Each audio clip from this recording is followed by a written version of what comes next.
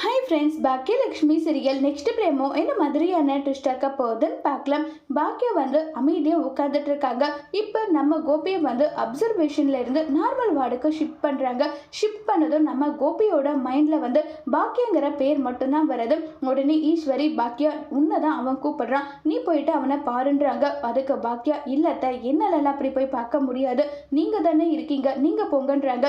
என்ன பாக்கியா, 1000 தான் இருந்தாலும் அவன் உன்னுடைய புருஷன், நீ அவனை கூட பார்த்துக்க மாட்டியான்னு சொல்ல, இனிய எனக்காக அப்பா கிட்ட போங்கம்மா, எனக்காக அப்பாவை பாருங்க நல்லா சொல்லி ரொம்பவே ரிக்வஸ்ட் பண்ணுறதோ உடனே ஃபீல் ஆகிட்டு இப்போ அங்கே போகிறாங்க பாக்கியா. பாக்கியா அங்கே போனதோ ரொம்பவே வருத்தமாக, என்னை மன்னிச்சுட்டு பாக்கியா, உனக்கு எப்படியெல்லாம் நான் கொடுமைப்படுத்திருக்கேன், உன்னை எப்படியெல்லாம் காயப்படுத்திருக்கேன், இது எல்லாத்துக்கும் சேர்த்து ஒட்டு மொத்தமாக என்னை மன்னிச்சுட்டு நல்லா சொல்லி ரொம்பவே ஃபீல் பண்ணுறாங்க.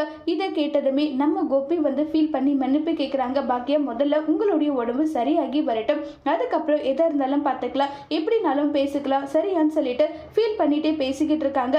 இதை கேட்டதுமே அங்கே ஈஸ்வரி தூரத்துல இருந்து, இனி ராதிகா கூட என்னுடைய பையனை நான் வாழ விட மாட்டேன், என்னுடைய பையனுக்கும் பாக்கியாவை 2 பேரும் ஒன்று சேர்த்து நான் வாழ வைப்பேன்னு சொல்லிட்டு ஈஸ்வரி முடிவு பண்றாங்க. அதோடு இந்த பிரமோவை முடிச்சிருக்காங்க.